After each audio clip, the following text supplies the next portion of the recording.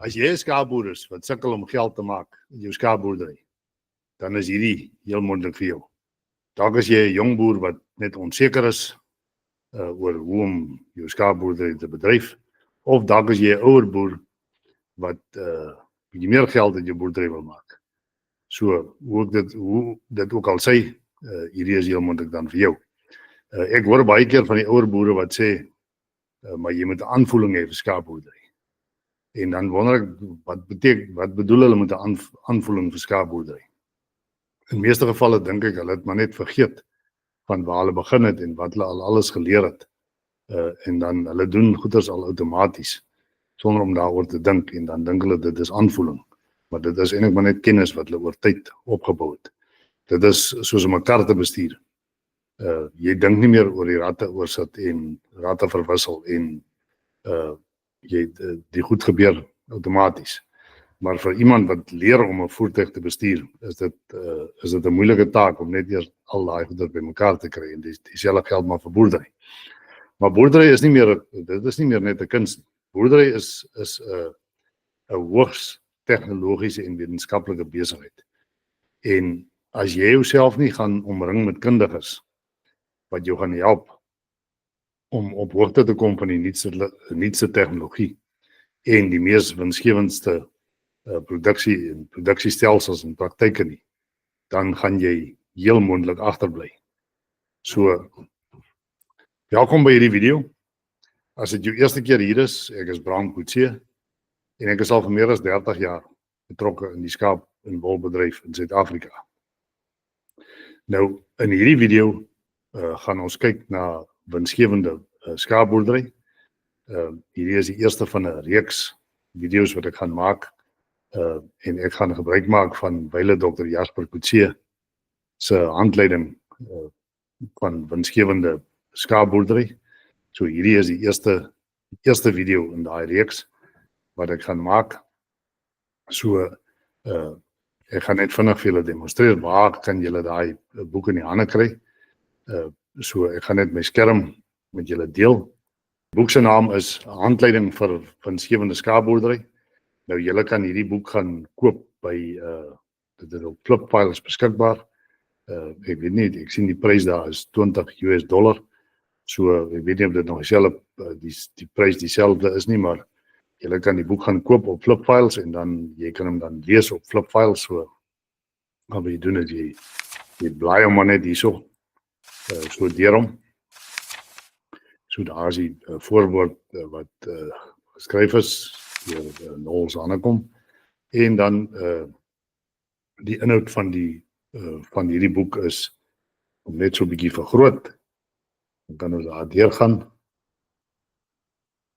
So dit gaan oor winsgewende skaapboerdery, dit gaan oor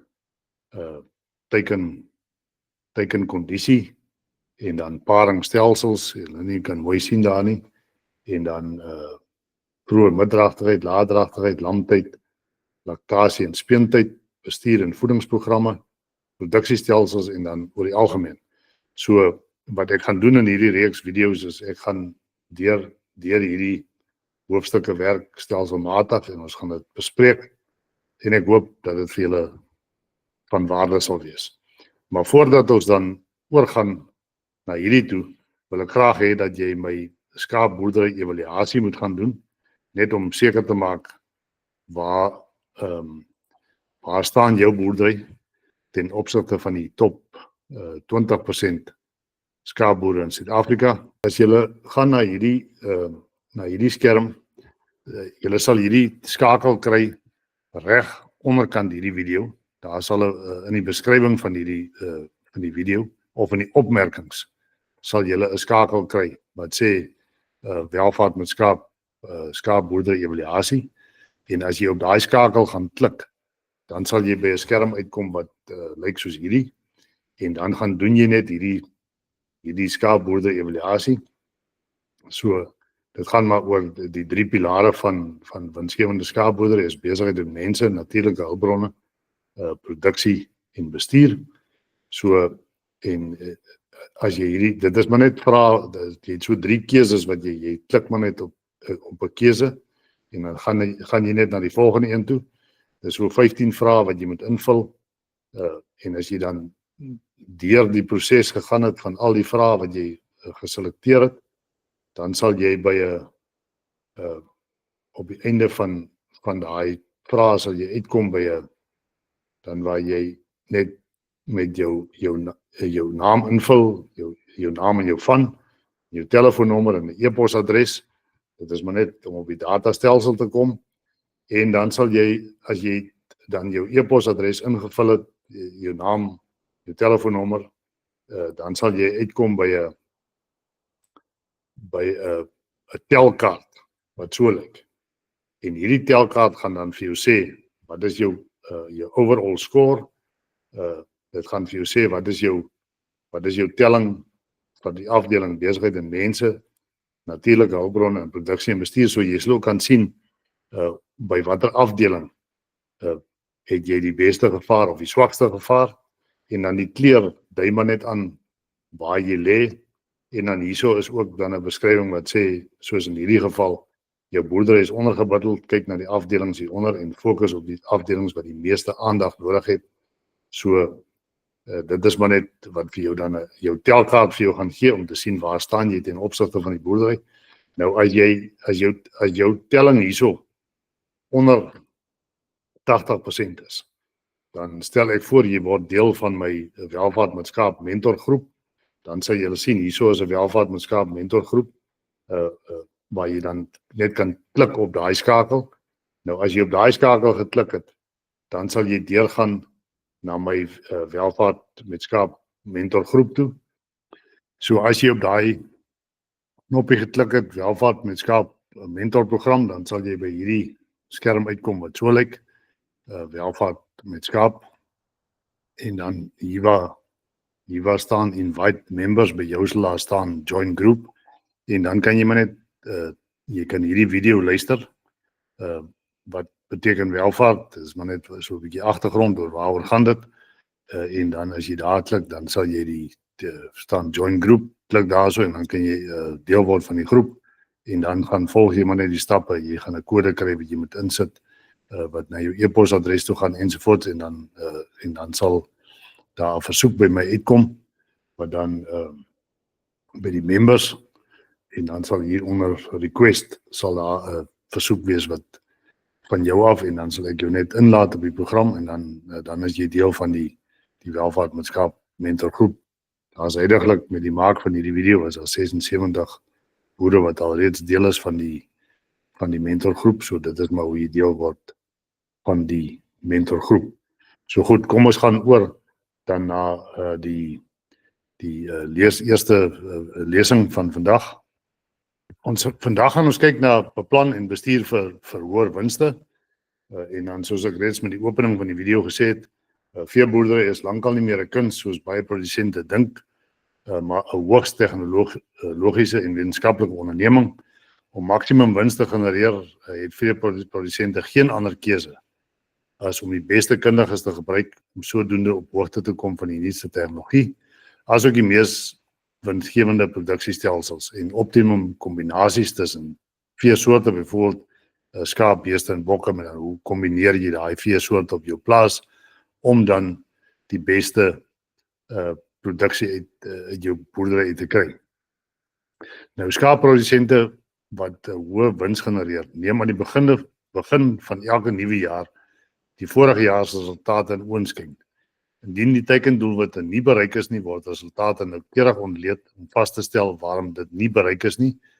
In hierdie geval is dit raadsaam om van kundige advies gebruik te maak om oorsake te help identifiseer en na oplossings te soek. Die belangrikheid van die byhou van relevante en noodsaaklike rekords kan nie oorbeklemtoon word nie, want dit lewer 'n wesentlike bydrae tot die identifisering van knelpunte en probleemareas. Waar die teikendoelwitte wel bereik word nuwe teikendoelwitte vir die nuwe jaar gestel en die nodige aanpassings word gemaak om dit te bereik. Met ander woorde, jy moet dan aan die einde van die begin van elke nuwe jaar moet jy gaan jou resultate gaan evalueer. Jy moet gaan kyk waar lê die probleme en dan hoe gaan jy dan daai regstellings maak. So daarom is dit baie belangrik dat jy rekords hou van alles wat jy gedoen het, sodat as die resultate nie daar is, dat jy kan gaan kyk waar is die bottelnekke en dat daai bottelnekke uitgesorteer word. Dan verder as ons hier gaan kyk, verskeie faktore, byvoorbeeld klimaat, produkpryse ensovoorts, het 'n groot invloed op die winsgewendheid van veeboerdery. Maar dit is buite die beheer van die produsent. Die produsent word gewoonlik aangeraai om hoofsaaklik te fokus op die aspekte in sy onderneming waar hy wel iets aan kan doen. Vervolgens word die aspekte teikendoelwitte, weidingsbestuurstelsels, algemene bestuurspraktyke, byvoedingsprogramme, seleksie en tellingspraktyke en finansiële bestuur waaroor die produsente beheer word bespreek. So dit help nie, ons gaan fokus op die goed waaraan ons niks kan doen nie. Ons kan nie veel doen aan die klimaat nie, ons kan ook nie regtig veel doen aan die produkpryse nie, omdat ons met 'n kommoditeit boer. Die enigste wat jy regtig iets aan pryse kan doen is as jy 'n bietjie 'n nismark skep en waar jy van jou produkte direk aan die verbruiker verkoop. Maar andersins is daar nie veel wat jy daaraan kan doen nie. So ons moet regtig fokus op die goed waaraan ons wel iets kan doen. So as ons gaan kyk na teikendoelwitte, die daarstelling van realistiese teikendoelwitte vir speenpersentasie, kondisiepunt, draagkrag, kilogram vleis en wol geproduseer per hektaar, produksiekoste ensovoorts, is dit 'n absolute vereiste vir 'n winsgewende veeboerdery. Australiese leierboere gebruik sleutelwinsdrywers, soos kilogram vleis of wol geproduseer per hektaar, asook die koste om 1 kilogram daarvan te produseer om hulle veeboerdery meer winsgewend te maak. So jy moet korttermyn doelwitte hê en langtermyn teikendoelwitte. Die korttermyn praat ons van oor 'n jaar teikendoelwitte en dan langtermyn is 5 jaar en so. Dit moet vir hierdie winsdrywers gestel word. En dan is dit belangrik om gereelde monitering te doen om te kyk of jy hierdie teikendoelwitte bereik. 'n Deel van hierdie proses moet wees om die kudde se prestasie te evalueer.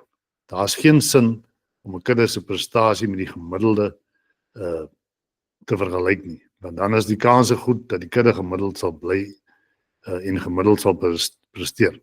Skaapprodusente word baie sterk aangeraai om hulle kuddes se prestasie met die beste kuddes te vergelyk. Met ander woorde, jy moet gaan kyk wie is die boere, die topboere, en dan moet jy jou kudde se prestasie met daardie topboere vergelyk om die hoogste wins te genereer. So jy moet kyk na mentorboere en gesels met hulle om te kyk hoe gaan jy daar uitkom.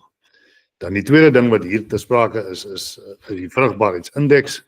Nou, aangesien skape dikwels tweelinge produseer wat in 'n groot mate deur voeding, teeling en ras beïnvloed kan word, bemoeilik dit die direkte vergelyking tussen rasse asook tussen verskillende omgewings.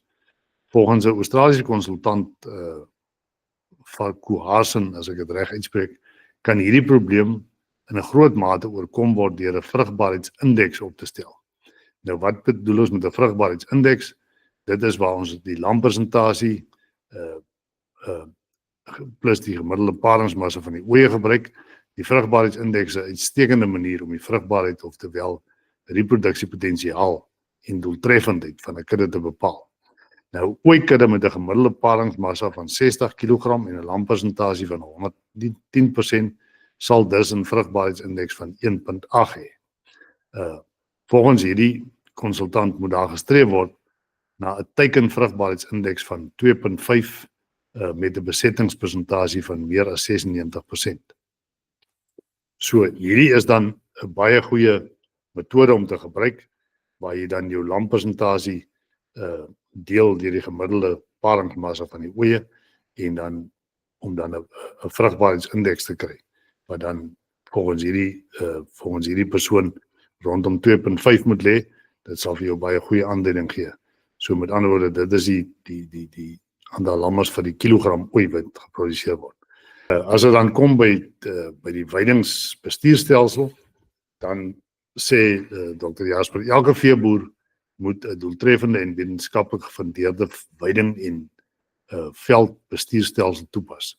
Dit is veral vir veeprodusente wat op natuurlike veld aangewese is van uiterste belang dat hierdie stelsel oor die langtermyn volhoubaar is om te verseker dat oorbeweiding nie plaasvind nie en dat voldoende veldreserwes opgebou word om droogtes beter te hanteer. Sleutelaspekte in hierdie verband is onder meer 'n kampstelsel, draagkrag en dan die aantal skape vir die plaas, die veedigtheid is die aantal skape per hektaar per kamp, ras en produksiestelsels. Die goue reël ten opsigte van veldbestuur in ekstensiewe gebiede is om kampe vinnig te wissel, korter as 4 maande te bewy, met hoë digtheid te bewy, nie 'n kamp elke jaar op dieselfde tyd te bewy nie. Navorsingsproewe toon dat konservatiewe draagkrag wat laer is as die voorgeskrewe draagkrag, veral in gebiede wat aan periodieke droogte onderhewig is, die hoogste wins oor die langtermyn genereer. Nou daar is baie opinies rondom veldbestuur en hoe dit gedoen moet word oor van hoë druk beweiding tot lae druk beweiding. So hierso is dit belangrik dat jy vir jouself dat jy 'n kundige sal kry of dan 'n mentor boer sal kry wat onder dieselfde omstandighede boer is wat jy boer en wat al hierdie goed toegepas het en suksesvol daarmee is. En dan as ons kom by algemene bestuurspraktyke, elke veeprodusent moet 'n plaasspesifieke bestuursprogram hê om te verseker dat aktiwiteite nie net uitgevoer word nie, maar dat dit op die regte tyd geskied om maksimum respons te kry. Dit gebeur dikwels dat enting op verkeerde tyd geskied, wat dan of onnodige vryktes of swak produksie en reproduksie tot gevolg het. 'n Bestuursprogram moet 'n doeltreffende gesondheidsbeheerprogram insluit. Diere moet teen die heersende siektes wat op die spesifieke plaas voorkom geïmmuniseer word om die hoogste immuniteit teen siektes te verseker. Moet diere op die regte ouderdom geënt word terwyl skraagdosisse wat sekere enstowwe in die regte stadium gegee word. Hierdie immuniseringsprogram moet voortdurend gekontroleer word en aangepas word. En dan moet daar ook 'n doseerprogram wees wat aan die hand van miseiertellings asook wurmidentifikasie gedoen word. Julle het seker al gehoor van die Pamacha metode waar jy kyk na die ooglede, na die kleur van die ooglid om te bepaal wat die wurminfeksie is.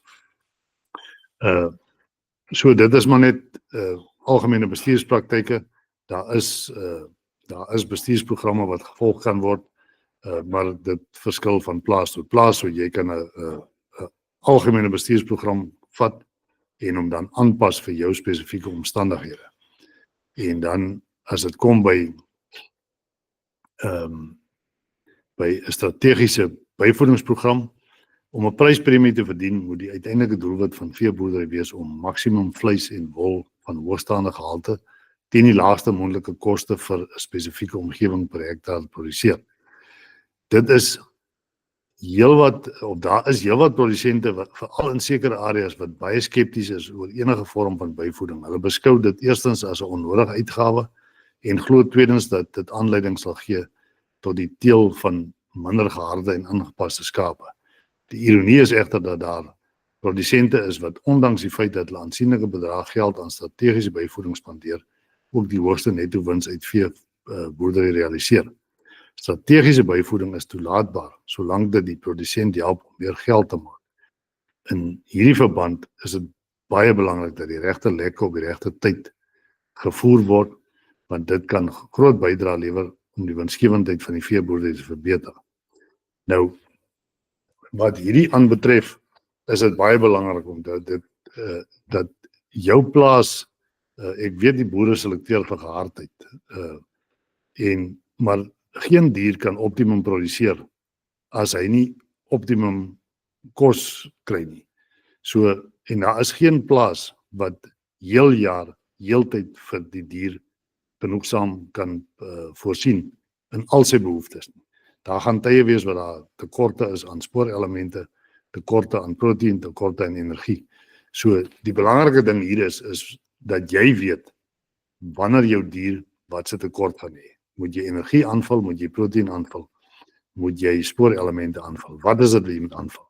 So die sê ding wat ek hier het is die regte kos vir die regte dier op die regte tyd vir die regte periode.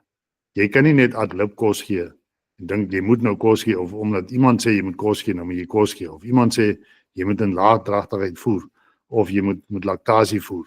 Jy moet presies weet wat is die behoefte van jou diere, wat het jy op die plaas beskikbaar en wat moet jy aanvul.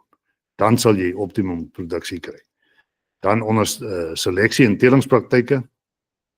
Seleksie en telingspraktyke moet enerzijds daarop konsentreer om die produksie en reproduksie in die huidige, maar ook in toekomstige kudde te verhoog.